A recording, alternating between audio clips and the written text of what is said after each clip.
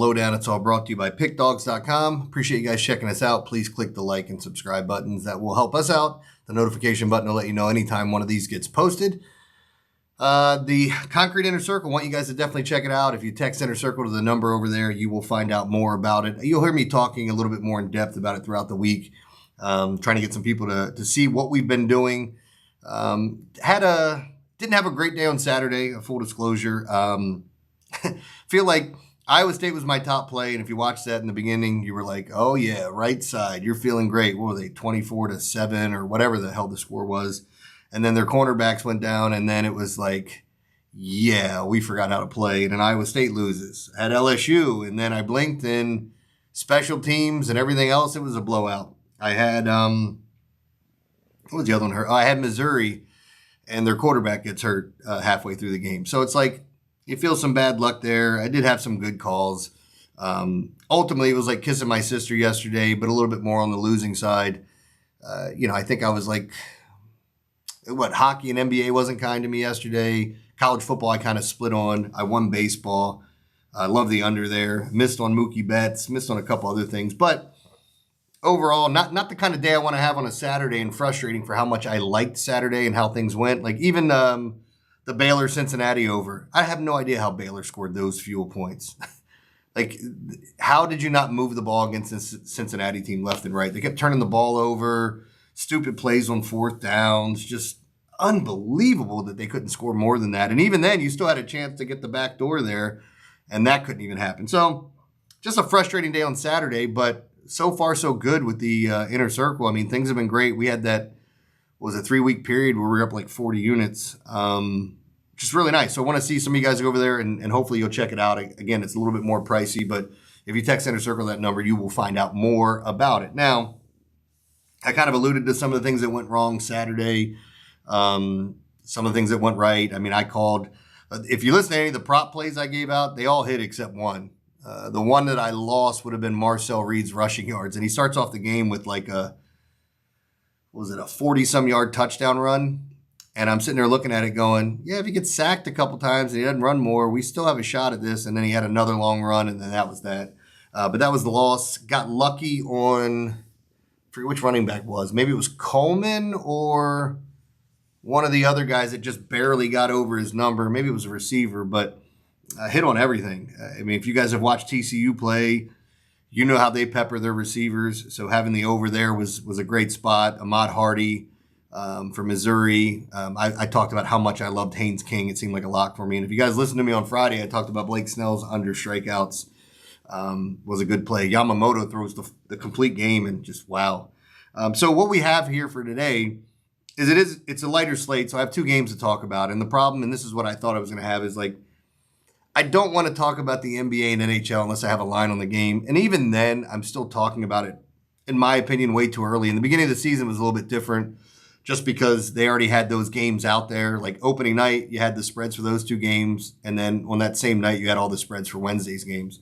So yeah, I like to see a little bit more of that. I also like to see where the money's going and follow some line movement, and then kind of shop and compare prices and things like that, which makes it difficult in the NBA. I'm going to try to talk about things that I'm seeing, especially if there's just like, I don't know, a phenomenal spot to look at.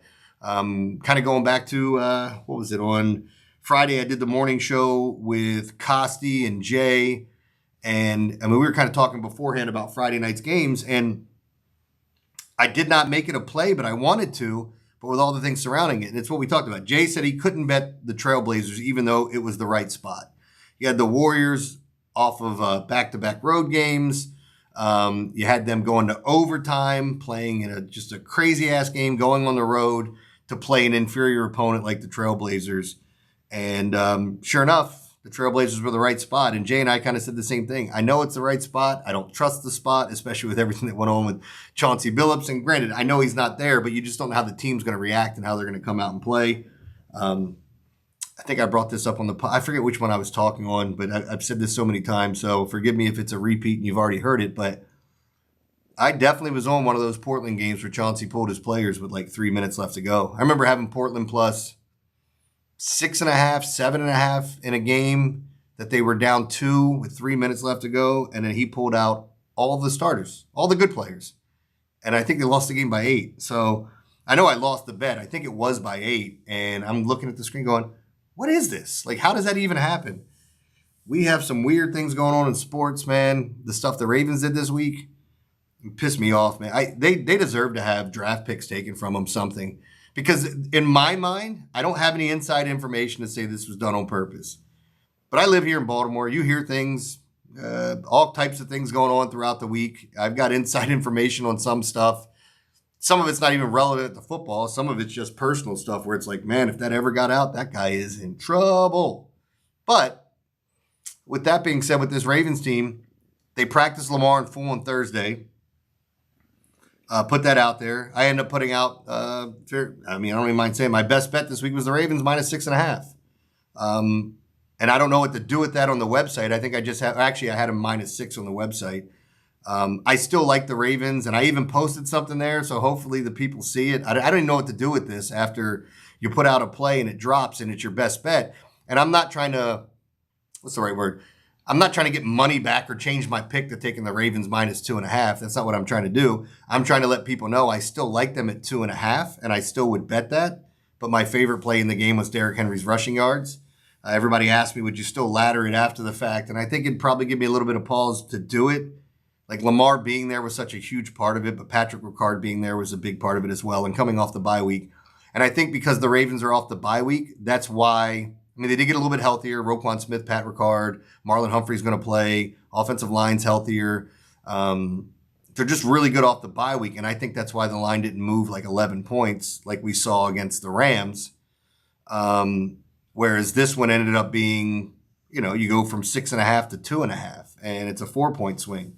Lamar's worth way more than that, which leads me to believe I was definitely on the right side for my best bet. I mean, I thought the Ravens were going to score 40 in this game and maybe cover that over by themselves. I thought Derrick Henry was going to rush for like a $170 with 2 tutties. But yeah, this shit pisses me off. And I try not to curse on here, but sometimes I do because I don't want to mess up in front of a mic when I'm actually at work. But this is the stuff that the Ravens have done year after year where it's like, okay, we can only have so many padded practice, but what if we throw in one more? Well, you can't do this. We can't have this type of practice. You can't have OTAs and bring that. But what if we don't tell anyone? There's cameras at the football fields. They've been busted so many times for doing things that are out of pocket. I talked to a former NFL player years ago about coaches, and he brought up one in specific. It was Bill Belichick, who I think a lot of these coaches have kind of modeled themselves after with as far as being very close to the vest and not giving up all the information that you have, not letting them know who's starting, not letting them know the significance of the injury. What this player told me about coaches in the NFL is that most NFL coaches know where the line is that you can't cross. I mean, they all know where the line is you can't cross. Belichick goes over that line and goes, whoa, am I not supposed to be here? Is that oh, my bad, I didn't know that. That's what he does. That's what Harbaugh does. And the fact that you put a guy out there at full practice and then the next day say, nope, he's on the scout team, he's not playing, and don't list it as that, list him as questionable. Ian Rappaport had it at the beginning of the week saying, yeah, I don't think they want him to play Sunday and then play again on Thursday, which I totally get. That should have been the case all week long if that's what you're saying. But no, we got to get this other team preparing for all the quarterbacks. And oh, by the way, it's not even the guy you paid to be your backup quarterback. It's your third string guy that you picked up off the scrap heap that's going to start the damn game. And Tyler Huntley over Cooper Rush. I mean, it just chaps my ass. So now it changes up everything. This was the game I had this week circled. Like, absolute. This is a must hammer. Derrick Henry's going to go off. I still think Derrick Henry goes off. I still think the Ravens win this game and cover the spread. I told people I like the Ravens over 27.5 points. I can't tell you that with Tyler Huntley at quarterback, but it's dropped down to 21.5. And I do like that. I think Derrick Henry gets in the end zone a couple of times today. Or, on Sunday. It is today, but you guys know what I'm saying. You're watching this on Monday. So just a frustrating kind of way. And I didn't even find out. So what I did is I went back in and edited my premium play, not changing it. It still says Ravens -6, but to let people know I still like the Ravens at 2.5 and that Derrick Henry would still be my favorite play in the game. His spread or his rushing line dropped like 7 or 8 yards when Lamar got ruled out. And Lamar's worth way more than that, too, when it comes to the rushing yards. It's just Pat Ricard being back, 5th worst ranked rush defense, coming off the bye week. Yeah, Derrick Henry's going to get his 20 carries. He's going to get his 100-plus yards today, in my opinion, and get that touchdown. But let's get into the games because we only have 2 games to talk about. As I was saying, it's the World Series, which I guess I really don't love Monday Night Football. I mean, I'm going to get into these prop plays and see which way it takes me. I will end up having a play, but you guys have heard me talk about it. I hate betting double-digit favorites, and I took the Chiefs last week because I thought it was an absolute hammer spot. I just hate betting double-digit favorites in the NFL. It's just not a recipe for success, and I do think the Chiefs are the better side here, the better team. I still think Mariota hangs around and this Washington team is kind of in it. Well, let's start with that because then I'll go over the prop plays and I'll give you my freemium because I love the total in the Blue Jays-Dodgers game, and I'll tell you where I'm leaning. So I missed on the Dodgers in opening night, hit the under in game 2. I absolutely feel like I'm hitting game 3. So we'll talk about when we get there. Let's start with football. So what I'm going to do is I'm going to go over this one game, Washington Commanders at the Kansas City Chiefs. Right now I'm seeing 11.5. I saw some 10.5s out there. 48.5 is the total. So right now I'm going to list it at 11.5, 48, even though I did see 10.5s out there. My lean is going to be to the Commanders here. And the Chiefs coming out and covering double-digit lines in back-to-back weeks, I think is a lot to ask. I think they're vastly different with Rashee Rice back. But also, Marcus Mariota is going to bring a wrinkle to this offense where he's going to run a little bit more. It sounds like McLaurin's coming back. Debo should be there. JCM getting the bulk of the carries, but still using kind of a 3-headed monster with him being the main one in that backfield there as they've had some injuries. But I just think the Commanders are the right side here. I don't love it. I think I'm going to end up jumping in these prop plays and finding a lot more that I love. But here's what, hiccups, always. My algorithm says, let's start with Marcus Mariota. This is the projection, guys. So if you hear like a decimal point and I say he's projected to throw for 1.2 touchdowns, he's obviously not going to throw for a touchdown in 0.2 of one, but like it's an average. So it's telling you he's closer to throwing 1. He's going to run quite a bit, I think. But ironically, his running prop is not even that high. Patrick Mahomes' rushing prop is higher than Marcus Mariota's. Or at least I shouldn't say his prop is higher. His the algorithm results are higher. I did not look up, full disclosure. I didn't break down any props here and look. I'm just giving you what my algorithm says they are. I will take these numbers and what I will do is start matching them up, looking at sports books, looking at line movement, and matching them up with what the prop is in Vegas or whatever sports book. And then I'll start to find out where I have an edge. But here, I'm just going to read you what they're projecting for all these players. You guys can do with this what you will.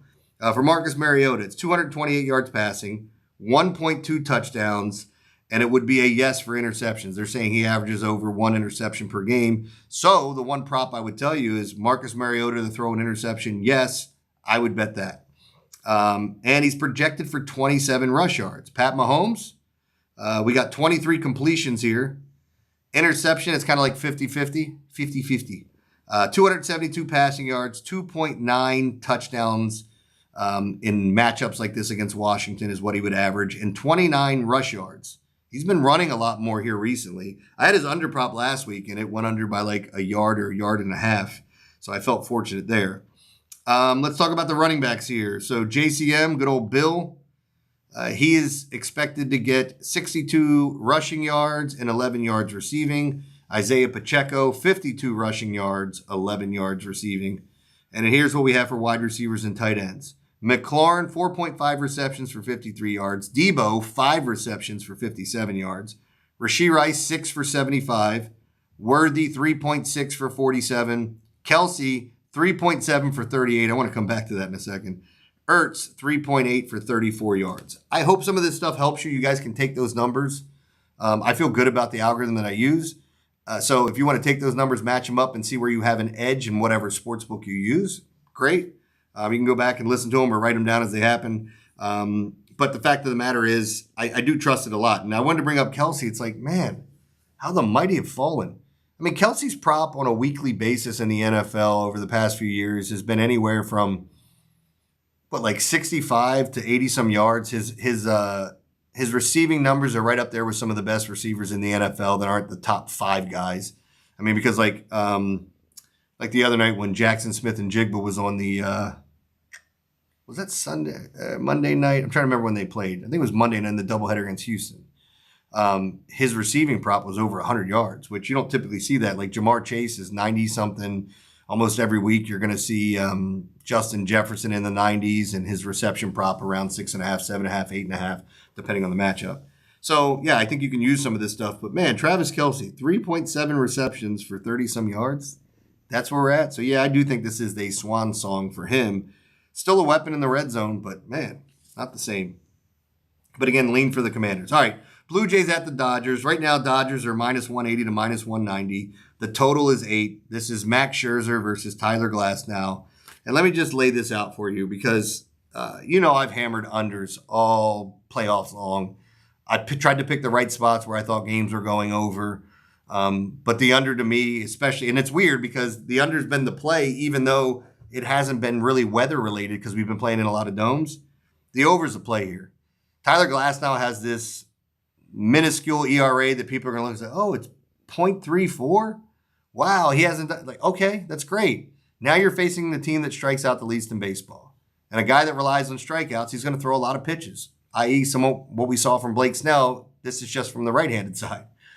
And there is familiarity there with both of those guys. Even though Blake Snell was fine, he wasn't terrible. We got his under K prop. I'm going to look at the baseball props, and I'll probably throw some in with my World Series play for Monday. But the over is the play here, and I'm hammering it.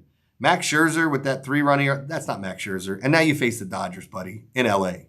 This is a totally different beast. And I love Max Scherzer, but this is the ghost of Scherzer, even though down the stretch he did start to pitch better. But I wouldn't be shocked if he doesn't get out of the third inning here. And I also think the Blue Jays are going to hit Tyler Glasnow. I always look at these types of things, and granted, guys, it's a small stretch, right? So it's a small sample size, I should say, in the postseason with his 0.34 ERA. But if we started looking at what he typically does in the regular season, yeah, that number's going to come up quite a bit. And this could be the game it happens. Maybe he comes out and he's just lights out and he goes his 5-6 innings and shuts them down. But ultimately, I'm not sure either one of these guys goes 6 innings today, today as you're watching it. I am hammering the over. I'm going to find out which bats best correlate with it, who matches up the best against Max Scherzer. Scherzer's not once what he was. I mean, he can still get some Ks every now and then, but he is not a strikeout pitcher anymore. So this team, I'm surprised that they're going with him in Game 3. But then again, it's like, well, what are your options? Where are you going to go? And it's not like Scherzer's a bad pitcher. I just think he's a horrific matchup. Or at least the Dodgers are a horrific matchup for him. So anyway, I'm going to get out of here, guys. Check out the premium plays. I'll have some extra free prop plays thrown in with both of these games. You guys watching this know I'm going to be on the over, but and I've been killing it with the props. Like I said, I went 5-1 in college props on Saturday. I went 3-1 in the World Series game 1, and then I went 1-3. I got the Yamamoto and missed out on my Nerfy. I missed on my Kevin Gausman under 16.5 outs as he went deep into the game. And I like Mookie Betts over 1.5 bases. And he had a couple ground outs, pop-ups, and he got walked. So nothing much there. I was 1-3, but I've been killing in the baseball playoffs. So hopefully you guys will check some of that out over at pickdawgz.com. Whether it's me or another handicapper, you can check the leaderboard, see who's over there. Lots of great handicappers, lots of great free information. Appreciate you guys watching this. I'll be back tomorrow with another podcast. Hope you win some cash.